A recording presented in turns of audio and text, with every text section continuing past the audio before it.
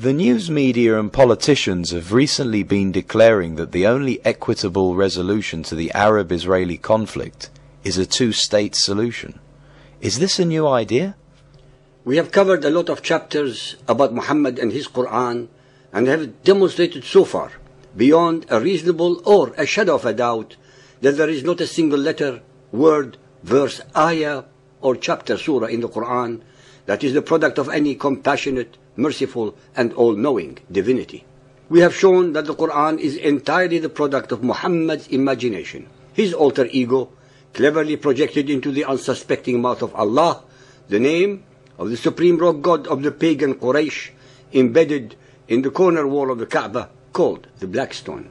We have been successful in doing so based entirely on facts pulled from the very Arabic Muhammadan records of the Quran, hadiths, and other manuscripts and books of theirs. We deal with facts, all the facts, and nothing but the facts, because in the final analysis they are more lethal and destructive than any and all lies. We shall of course continue to chip at all the mendacities that protect the fallacies about Muhammad and his Quran, but we shall from now on also address many of the ramifications that Muhammadan Islam, as the worst intellectual and spiritual fraud that has ever been perpetrated upon the human consciousness in the last 7,000 years of recorded history, has bequeathed to the people of the world. I must yet again remind you, our listeners, that not less than 99.999% of humanity are totally ignorant of the facts that we have so far revealed, and the new facts that we are going to demonstrate in a complementary series of chapters regarding the political legacies of Muhammadan Islam that have been and continue to plague humanity from Africa to America and from Asia to Europe. We shall address from now on the subject of Arabian conquests that they proudly call Al-Futuh. The Arabs and other Muhammadans have been flooding the news media all over the world with insults, admonitions, and alleged horrors of Western Christian imperialism, without once addressing the imperialism of the Arabs and the hordes of Muhammadan Islam, from Iraq to Uzbekistan, from modern Syria to Armenia and the Balkans, from Israel to Mauritania, and from the Sudan to France and Italy. We shall explore with you the facts and not the propaganda, the realities and not the myths of these subjects, based entirely on the records that are available for all to check and double-check. Whilst Western imperialism in the Arab world and North Africa lasted less than 100 years, the imperialism of the Arabs continues unabated for the last 1400 years.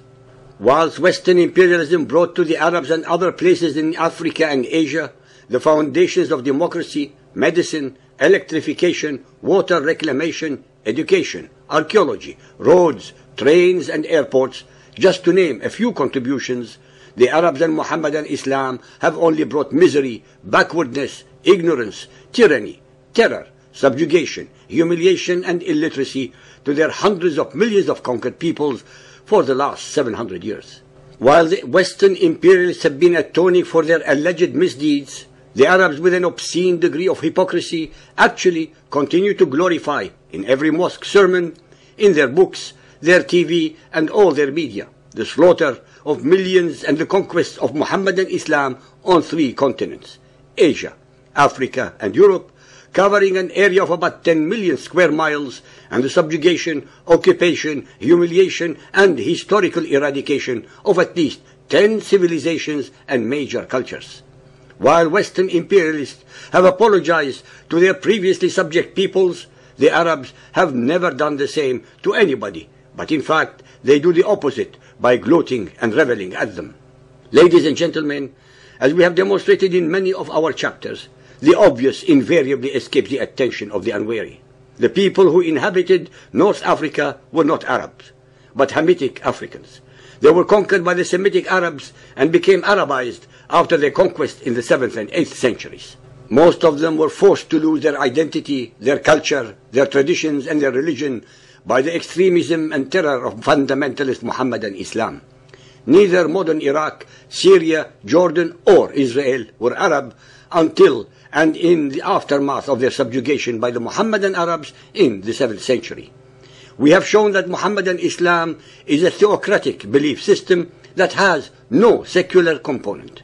That fundamentalist Muhammadan Islam believes literally in every word in the Quran as having been revealed by Allah, allegedly God. Please listen carefully to the following Quranic verses that address the issue of the Israelites and their promised land. Al-Isra 17.104. And we said thereafter to the children of Israel, dwell securely in the land of promise. Al-A'raf 7.137. And we made the people considered weak and of no account, inheritors of lands in both east and west lands, whereupon we sent down our blessings. The fair promise of the Lord was fulfilled for the children of Israel because they had patience and constancy. Al-Rum 30.6. It is the promise of Allah, never does Allah depart from His promise. The verses recited earlier are from the very Quran that the followers of Muhammad assert is the words of Allah. If so, on what grounds, either theological or historical, do they claim the whole of the land of Israel only to the Arabs and nothing for the Jews? Does this mean that the all-knowing Allah broke His promise? Nowhere in the Quran, after all, is there a verse that abrogates or overturns the verses above, and hence on Muhammadan Muslim theological foundations alone, the land of Israel belongs to the Jews. Sometimes people make the most fundamental errors. When large numbers of people make mistakes, even monumental ones, it is almost impossible to challenge the resultant prevailing view. For example, it was once the conventional wisdom that the earth is flat. In earlier times, if anyone dared to claim that the earth was round, they would have been burnt on the stake.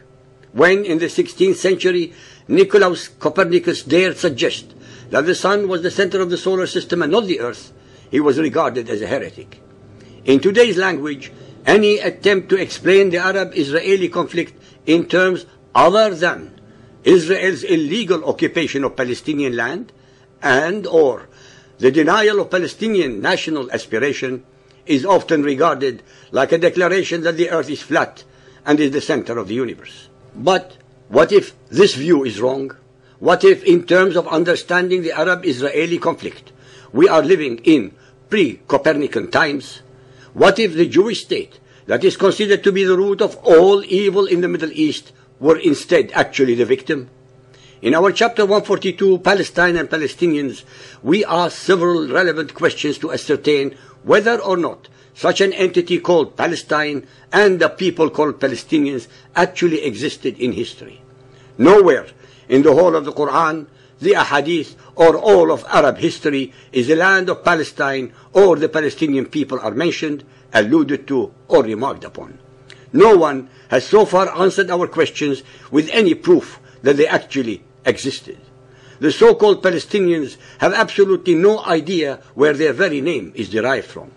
They, as usual with the ignorance of Muhammad and his followers, contort and mix up historical places and characters by identifying the Canaanites with the Philistines. What if Zionism is not colonialism, but rather an ancient people's deep connection to their native historical and covenantal land? What if the real colonialism was and is in reality Arab imperialism and expansionism, which contests a Jewish state on even 1/500th of the area of lands conquered by the Arabs? Nearly 4,000 years ago, the forefathers of the Jewish people, Abraham, Isaac, and Jacob, lived in the land of Israel, which God had promised to them and to their descendants forever. That promise was confirmed at Mount Sinai and was delivered upon by God through Joshua after the death of Moses more than 3,300 years ago, when the Israelites entered the land after being liberated from Egyptian slavery and oppression. About 3,000 years ago, King David established Jerusalem as the capital city of the Promised Land. Nowhere in the whole of the Bible records is there mention of the land of Palestine nor of the Palestinian people. Neither are they mentioned in the Arabic language anywhere throughout the history of the Arabs until 40 years ago. The Jews lived in Judea in the land of Israel for 850 years, until their subjugation and the enslavement and the deportation of many of them by the invading Babylonians in 586 BC. They returned in large numbers 70 years later after their liberation by the Persians, and remained continuously in Judea for the next 700 years until the eviction of many of them by the Roman Empire in 135 AD.